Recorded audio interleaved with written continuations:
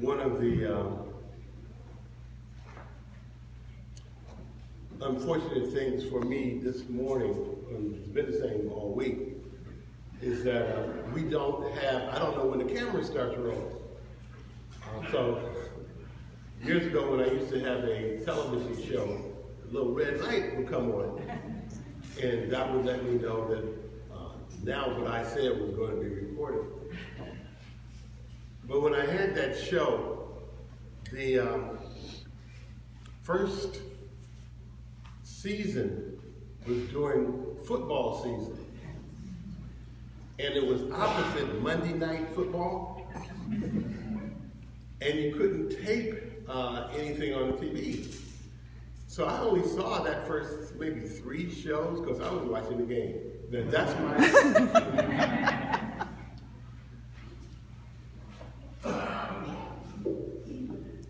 I still haven't started. We've been looking at James, as I admitted yesterday. I've been cherry picking. We have been studying it. If I were going to teach it, I would teach it for a whole semester. But I've just been taking certain verses that I think are representative and that speak to my condition. James is an important person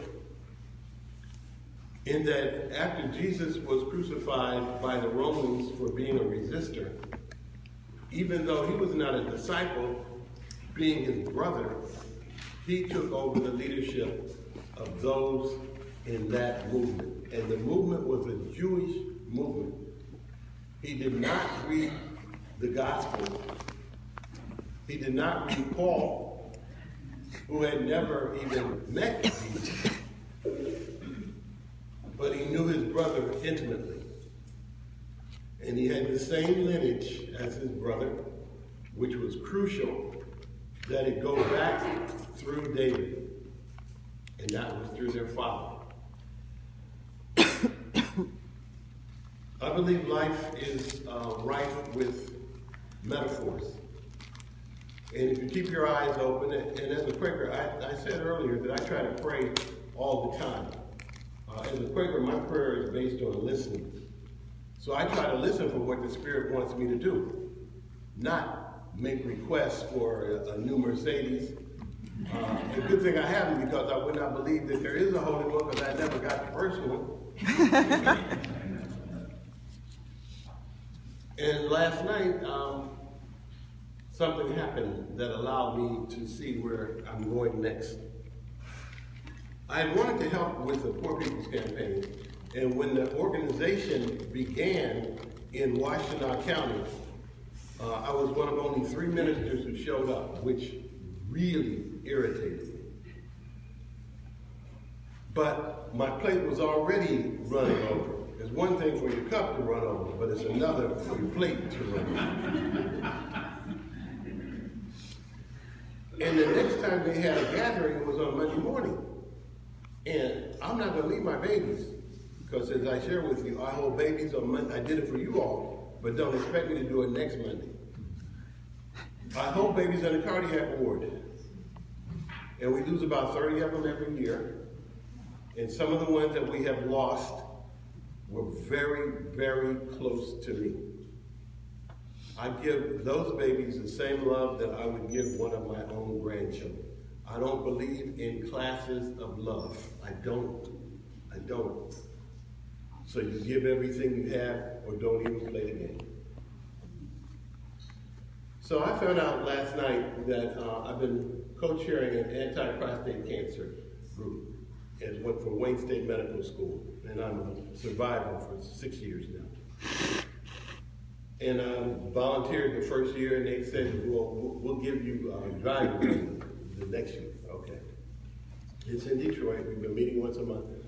Well, the present government is not enamored with scientific research, and we have not been refunded. Most of those, not most, the highest percentage of people who die with prostate cancer are black men. So I was told by the doctor, who is the other co-chair, that tomorrow is our last meeting. So I will be taking that time for the Poor People's Campaign. For somebody who was evicted, when I was 6, I think, my mom was 23. She had a baby who was 3 months and one who was 13 months. In the dead of winter, we were evicted. And my grandmother took us in, and then we were kicked out later and moved into a little place we called the Roach Hut. My sister named it that because it had so many cockroaches. There were 8 of us in a 3-room shack, and we finally escaped there to move into the projects.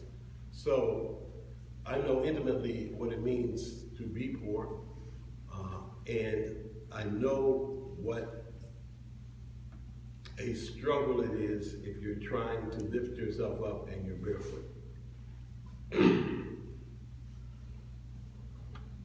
I said in passing that I don't, because of my pride, I don't do charity. By that I meant I don't want anybody to give me charity. I did not mean that I don't help other people. I don't know how you could live with yourself if you were that way. But I don't like that word charity either. You are my brother, you are my sister. The worst you can be is a misguided brother or sister. That's the worst in my worldview. And I don't care who you are. So my friends run the gamut. All the way from anarchists to Tea Party members who are white. And one of my cousins is black, and how he got there, don't ask me. So what I've been doing is I have been reading one of my own songs that I wrote to God. I did not write these for publication, but one of the people who was reading turned out to be an editor, and he asked me if he could publish it, a book. And I said, yes, you can. And so that's how that came about. I read one of my Psalms, and then I read from James, and I'll read that twice, and then I'll read one of my queries about it. My Psalms are not based on the original Psalms. They're based on my own experience.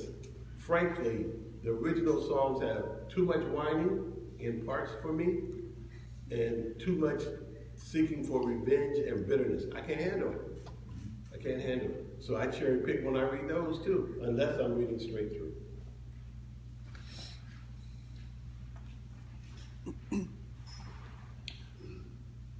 I interviewed my grandparents just the year before my grandfather died. The 3 who I knew. The 4th I didn't. He had abandoned my father when my father was 3. My grandmother with 5 kids, never sent back a dime, never wrote a postcard, nothing. I don't count him, although I wear his name. So I'm interviewing my grandfather, and I said, what did the old folk tell you about slavery? Now, his grandfather, he was born in Georgia. My grandmother's family was born in Georgia, too. They're born in the same county. His grandfather had been a slave. And I said, what did the old folk tell you about slavery? He said, they never told you anything about slavery. And he said, but I remember one story. When slavery ended, the slaves on the plantation were called to the front by the mistress. She said, y'all's free, and walked back inside. He said they laughed, they sang, they danced all day, and when evening came, they had no place to go. That explained to me why they did not leave Georgia. If you have 9 children, where in America are you going to go without a penny? Psalm 136. When the upper classes moved out of declining cities, we were angered. Despite the nation's wealth, the decay accelerated.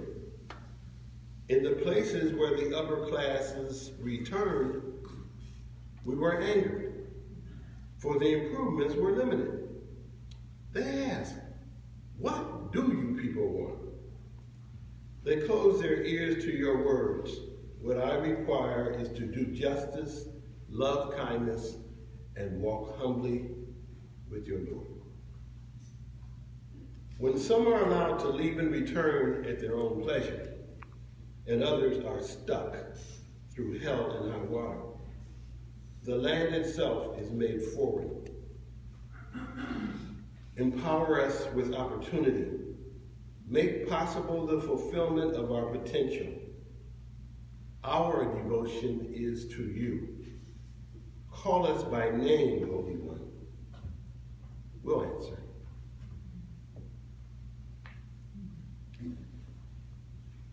So James' nickname is the Just. And it's not the Just because he sits on the Supreme Court. It's because he is always fighting for social justice. He writes, 5th chapter, verse 1 and 4, I advise the rich to weep and howl for the coming miseries. You have cheated laborers who have tended to your fields. Their voices will never fade away from the ears of the Lord of all of us. I advise the rich to weep and howl for the coming miseries. You have cheated laborers who have tended to your fields. Their voices will never fade away from the ears of the Lord of all of us. How do these verses have modern currency? How do these verses have modern currency?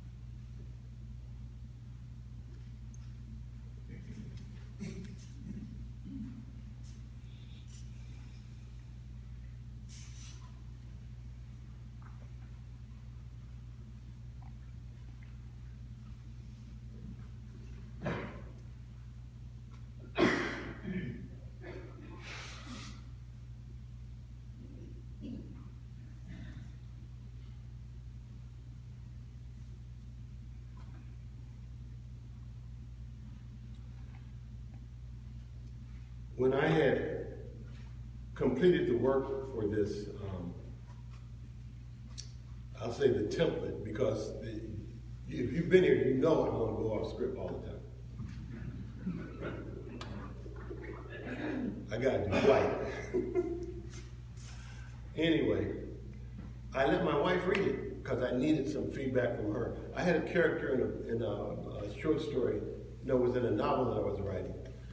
I had her say to her son, she's a seamstress, you're standing too close to the cloth to see the pattern. You're standing too close to the cloth to see the pattern. And I know in my own writing, I am too close to the cloth to see the pattern. So I had her read it, and she said, you've got to change the order. So I'm going to be reading out of order here. She said a lot of other things too. She gave me more compliments, and I'm not asking you to give me one. She gave me more compliments than I could ever remember her giving me. So maybe I was looking fragile. Or maybe you deserve them.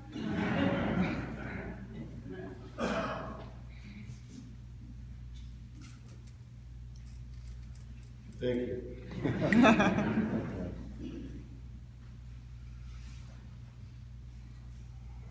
It took me about 55 years at least to accept a compliment with grace.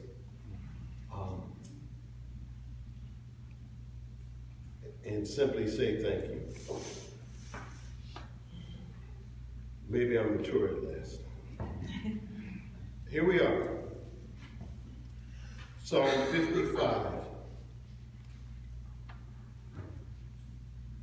When will my sorrow end? Must I carry it into the next world? Lamenting, I turn to you, knowing foolishly I have brought deep grief's weight upon myself. Forgive me my failures to heed your warnings. Looking back, I see clearly how I deceived myself. The highway filled with bells and whistles was far from the right path. Ambition should never have driven me. Where I know less than I think I know, clarify my ignorance, that I may not mislead my neighbor. Where I know more than I think I know, help me honor my intuition and stride forward, spreading truth.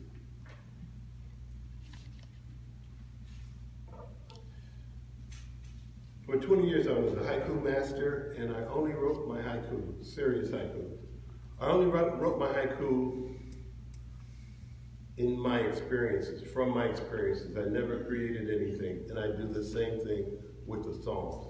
So there is a story behind every one of them that the Holy One already knows, but I need to own it.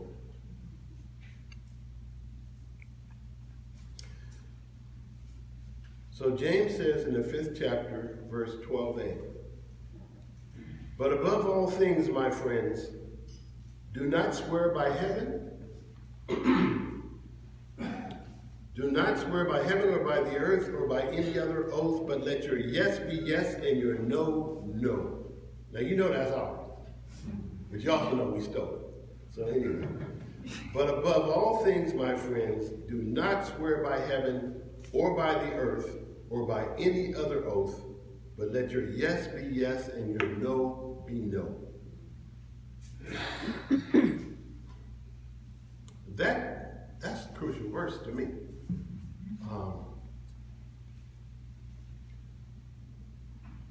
That means the world to me.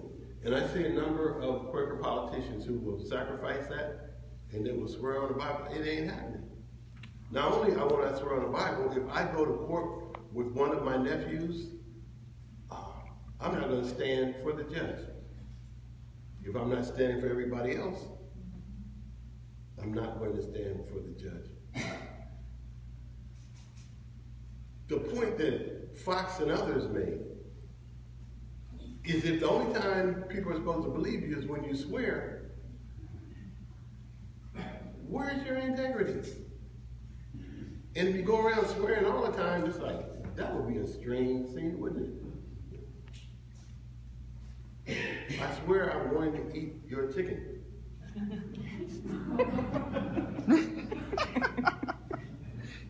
Eat it. Query. Does this teaching have meaning in modern life? Does this teaching have meaning in modern life? Should we expect people to be telling us the truth? Not only the presidents, but each other.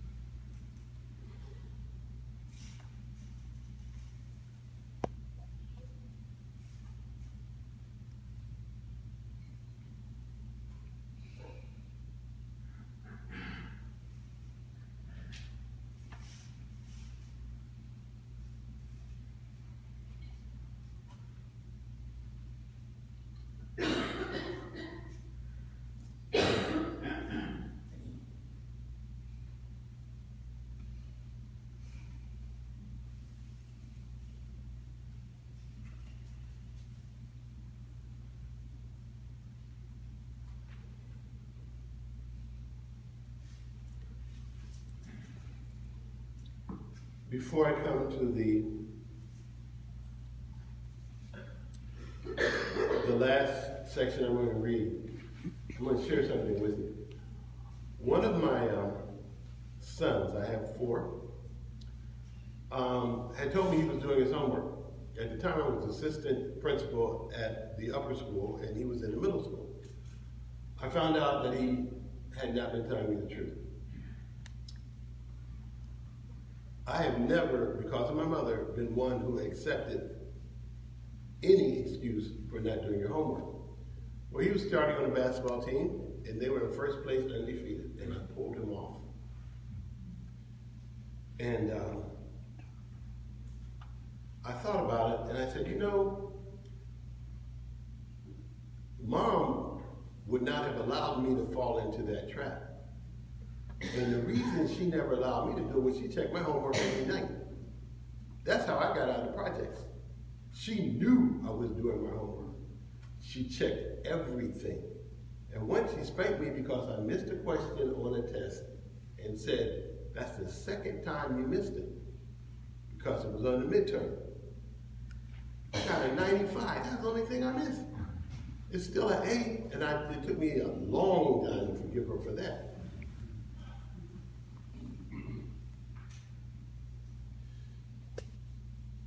I don't want to have to check on you all the time, but I also don't want to have to say, I let you fall into a trap.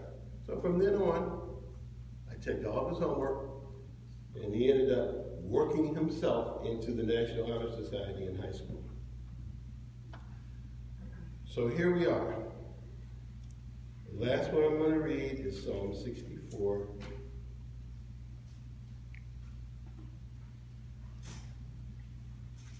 Seeking experiences that sweep the corners clean of corruption, we turn to you, our spiritual GPS. Although self-purification is out of reach, you accept us. We are not content with our own shortcomings. Our commitment to staying the course that leads to justice is what separates us from the whiners and opposers. We understand that our passionate demands rile the powerful. Forgive us when our best is misguided. Prod us when our truce is mistimed. Bless us when our cause is just.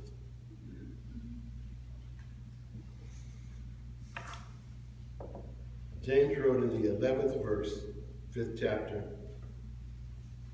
behold, we count blessed those who endure.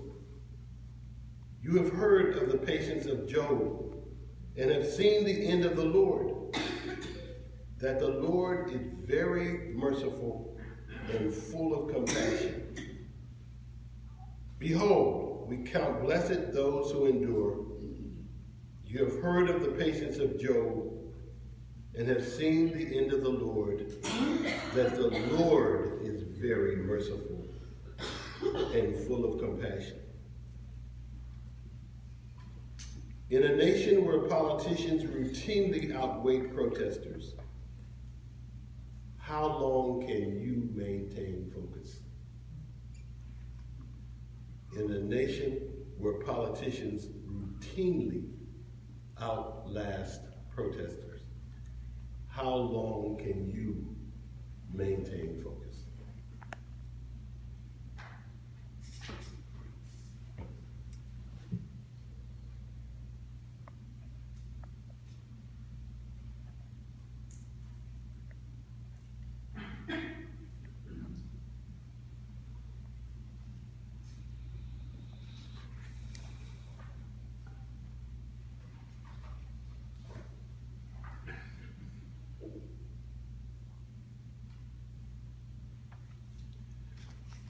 One of my favorite songs from the Black Canon is I've been running with Jesus for a mighty long time.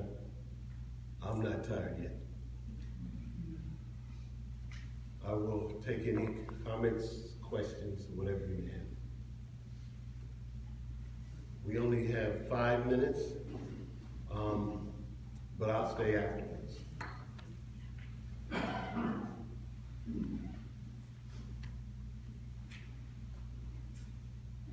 Thank you for beginning our days. I thank you that I could begin my days here with you. It's been a wonderful pleasure.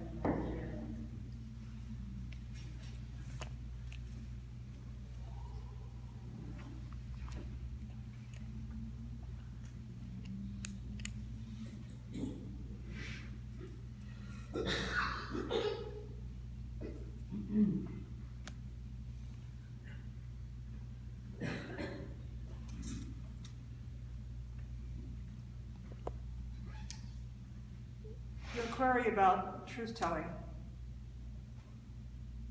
In this day, we have a lot of coding.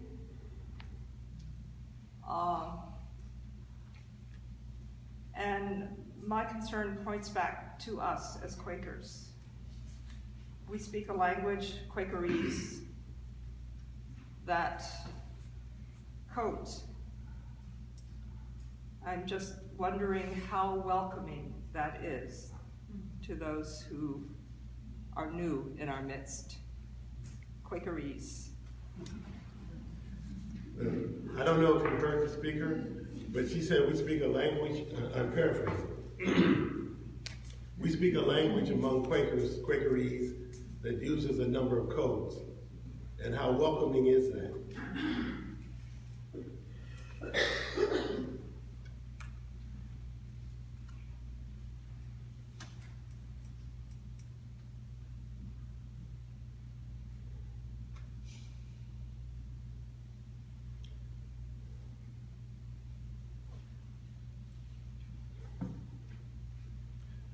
My mother's father was a fantastic grandfather. I don't know if his sons would have said he was a fantastic father, but for me, he was my model as a granddaddy now. One of his gifts, I don't know anybody else has, and that includes myself. I tried, but I'm not granddaddy. Whatever granddaddy said, he meant it, and there was no place to read between the lines. There was nothing between the lines. He didn't use any subtleties. I'm not even going to try to answer her question.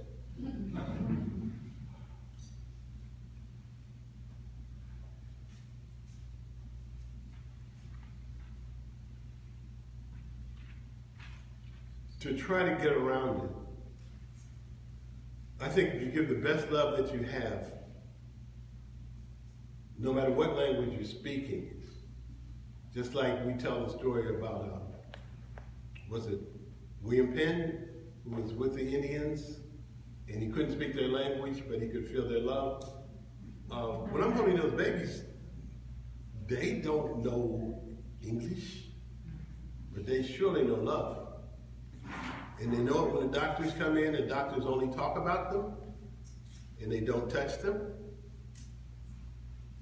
They know when they're going to be given shots.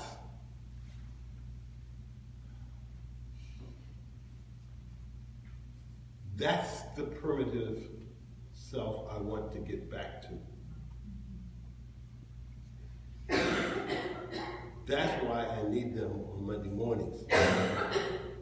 And as those of you who have been in, who were in Friends School when I was a headmaster, if somebody brought a baby in, I was going to ask to hold the baby. My wife used to say, "Don't you know better?" No, I don't know better than that.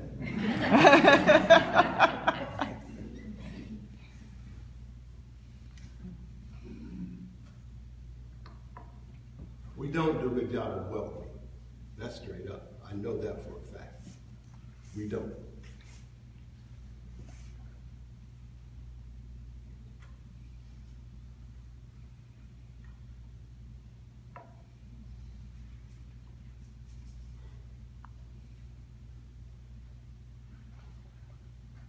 There's somebody who wants the last word?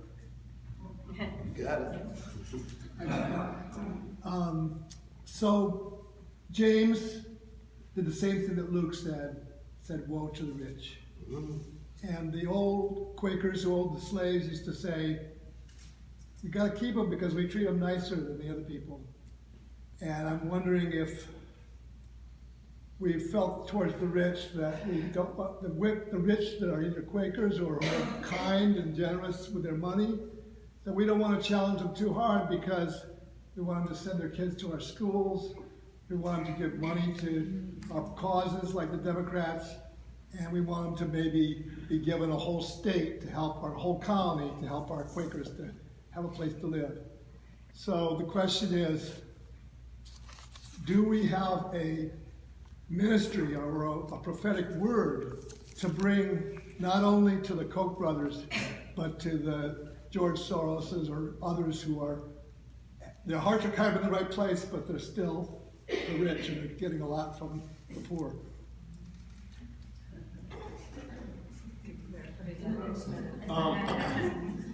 I'm going to try to paraphrase. The gentleman asked me, are we, because we see a need, that the rich have things that we do need, then are we being too soft on them? I refuse to be soft on myself. So give me one reason why I ought to be soft on somebody who is wealthy. It makes no sense. But I also don't want to use a whip on another person. So many of our leaders have felt that we can't use moral persuasion because they're not going to listen to it. I write about the period between 1795 and the Civil War, and we keep hearing it over and over again. They will not listen to moral persuasion. You have to talk to them through money.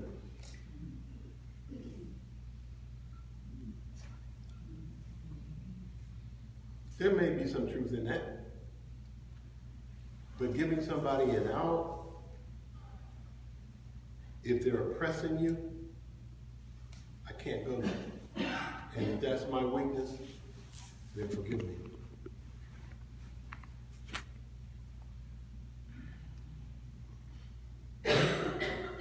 This group has changed my energy and years. I've been a professional speaker since 66. But you changed how I operate. And I'm not professional today. Because if you know anything about Quakers, you are not going to get paid for what you do within the family.